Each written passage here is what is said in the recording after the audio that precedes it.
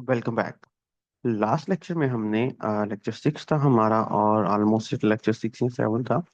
और हमने HTML के काफ़ी टैग्स को ऑलमोस्ट क्लियर अप कर लिया था। और उसके बाद हमने एक टेबल भी बना लिया था। फिर उसके बाद कुछ एट्रीब्यूट्स भी देख लिए थे। एंड दो तीन चीज़ें मैं आपको मज़ीद एक्सप्लेन करूंगा, then we will go forward with the new lecture. सबसे पहले हम बात करते हैं HTML की। तो keep in mind, for example अगर मैं यहाँ पर, अच्छा मैं यहाँ पर इसको ना दिस वन, मैं यहाँ पर इसको H2 लेक्चर 7 कह के, ओके, मैं यहाँ पर इसको इनपुट कह देता हूँ, ठीक है। And input will be this one, okay, class. And इस क्लास को मैं, जो भी हम क्लास लगाते हैं वो लगा ले। देखिए, सबसे पहली बात कीप इन माइंड कि ये आपका एट्रीब्यूट है, ठीक है। एट्रीब्यूट दो टाइप्स के होते हैं, ठीक है। मैं यहाँ पर डॉक्यूमेंट के अंदर लिख देता हूँ कहीं पे कि यहाँ पर, सॉरी, अब यहाँ पर गाइडलाइंस के अंदर ना एक गिटहब के ऊपर जो हमने रिपोजिटरी बनाई हुई है उसके हवाले से मैं यहाँ पर एक सेक्शन बना देता हूँ। हैश लगा के लगाएंगे तो सेक्शन बन जाएगा, ठीक है। और यहाँ पर मैं एट्रीब्यूट्स की बात करता हूँ। एट्रीब्यूट्स, ठीक है। एट्रीब्यूट्स की बात करते हैं दोस्तों। तो एट्रीब्यूट्स दो टाइप के होते हैं। एक होते हैं कस्टम एट्रीब्यूट्स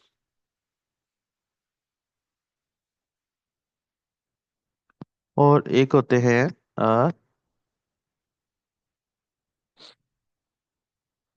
डिफाइंड एट्रीब्यूट्स, ठीक है। इसको कुछ और भी कह सकते हैं कि यूजर डिफाइंड एट्रीब्यूट्स होते हैं और एक है कस्टम एट्रीब्यूट्स। कस्टम एट्रीब्यूट्स वो होते हैं जो कि हम खुद बनाते हैं, जबकि यूजर डिफाइंड एट्रीब्यूट्स वो होते हैं जो कि हम हमें बने बनाए मिलते हैं, ठीक है। इसके बारे में मैं आपको मजीद थोड़ी सी डिटेल बता देता हूँ कि फॉर एग्जांपल अगर मैं बात करता हूँ कस्टम एट्रीब्यूट्स की, बने बनाए एट्रीब्यूट्स की, तो यू कैन सी दैट ये टाइप है ना, ये एक बना बनाया एट्रीब्यूट है। लेकिन अगर मैं यहाँ पर name is equal to Asad लगा देता हूँ, ठीक है, या कुछ और लगा देते हैं, जैसे कि मिसाल के तौर पर मैं स्किल और स्किल के अंदर डेवलपर लगा देता हूँ, तो एक्चुअली ये मेरा वो एट्रीब्यूट है जो मैंने खुद बनाया है। समझ आया? तो these are the attributes. Attributes को अपने याद रखना है, हम इसको जावास्क्रिप्ट में कहीं ना कहीं इस्तेमाल कर लेंगे। अब आ जाते हैं हमारी CSS की तरफ। ये थोड़ा सा बेसिक है जो हमें पता होना चाहिए। ओके, मैं यहाँ पर एक CSS का भी सेक्शन बना लेता हूँ, ठीक है। HTML का भी ऊपर हम बना लेंगे। CSS की अगर बात की जाए तो there are three types of CSS, okay. Inline CSS, internal CSS and external CSS। Inline CSS वो CSS होती है जो कि आप टैग के अंदर इस्तेमाल करते हैं, जैसे कि फॉर एग्जांपल अगर मैं बात कर रहा हूँ हमारे लेक्चर 7 की, ठीक है, तो यहाँ पर अगर मैं स्टाइल लगा दूंगा एंड स्टाइल लगाने के बाद यहाँ पर मैं इसको कलर दे देता हूँ रेड वाला, तो यू विल सी कि ये रेड कलर का हो गया। अगर मैं यहाँ पर इसको दे देता हूँ ब्लू, तो यू विल सी ये ब्लू कलर का हो गया। अगर फॉर एग्जांपल मैं यहाँ पर एक डिव बना देता हूँ, ठीक है, और इस डिव के अंदर मैं एक स्टाइल लगाता हूँ जैसे कि हमने पहले लिया था, या फॉर एग्जांपल ये जो हमने पहले वाला, इसके ऊपर वाली थोड़ी सी प्रैक्टिस कर लेते हैं। मैं लिखता हूँ जी बॉर्डर 1 पिक्सल सॉलिड, ठीक है, दिस वन। ये बॉर्डर की स्पेलिंग गलत है।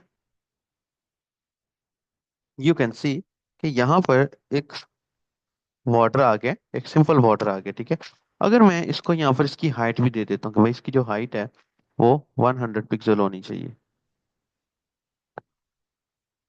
और इसकी जो विड है वो 100 पिक्सल्स होनी चाहिए, ठीक है। तो ये देखिए, यू कैन सी कि ये बॉक्स आ गया। अगर मैं इसको यहाँ पर बैकग्राउंड कलर दे देता हूँ पिंक कलर का, okay, then you will see ये एक पिंक कलर का बैकग्राउंड आ गया।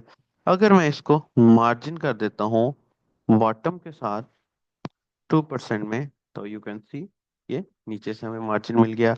अब अगर फॉर एग्जांपल मैं यहाँ पर से कंट्रोल सी कंट्रोल वी कर देता हूँ, तो यू विल सी एक नया बॉक्स आ गया।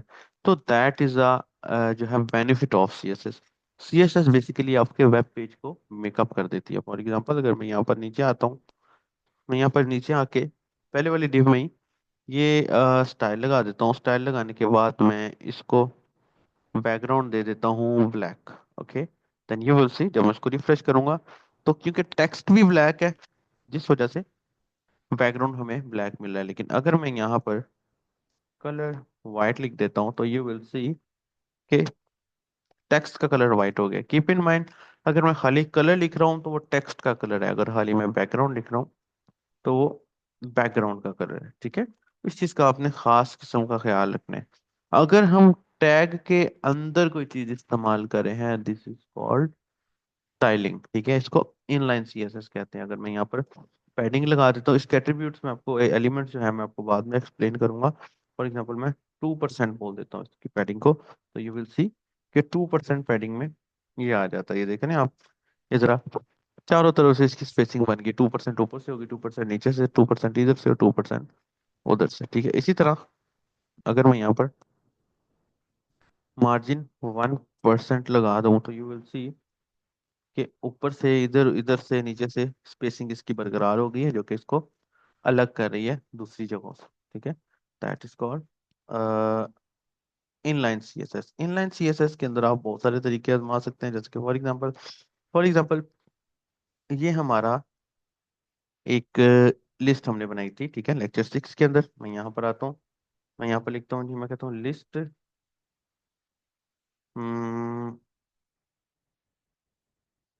स्टाइल नन कर देते हैं। यू विल सी कि वो इसके साथ जो नंबर्स लगे हुए थे वो अब खत्म हो गए हैं। ठीक है, उसके बाद मैं इसको भी बैकग्राउंड दे देता हूँ। बैकग्राउंड कलर मैं इसको दे देता हूँ रेड। देखते हैं क्या होता है। यू विल सी ये आ गया। फिर उसके बाद मैं इसके अंदर पैडिंग लगा देता हूँ 1%, तो यू विल सी ये आ गया। ठीक है, अब मैं यहाँ पर स्टाइल, ठीक है, मैं इसको बोलता हूँ भाई फ्लोट लेफ्ट, कि इसका फ्लोट लेफ्ट हो जाए, तो यू विल सी ये देखिए ये ऊपर आ गया। अब अगर मैं इसको बोल देता हूँ भाई इसका जो मार्जिन है वो 1% हो जाए, तो यू विल सी ये देखिए मार्जिन भी 1% हो गया है। मैं इसी फ्लोट लिस्ट को ये ये ये ये लगा के क्या करता हूँ, तो यू विल सी ये मेरी एक रो के अंदर आ गया। ठीक है, लेकिन वो क्या है कि मेरा ये ऊपर वाला हिस्सा जो है ना, ये जरा थोड़ा सा खराब हो गया, इसको भी हम ठीक कर लेते हैं। सो दैट्स इट, इसे बोलते हैं inline CSS. Okay, next lecture में हम इंटरनल सीएसएस की तरफ चलेंगे। ठीक है, अपना बहुत सारा ख्याल रखिएगा एंड गॉड ब्लेस यू।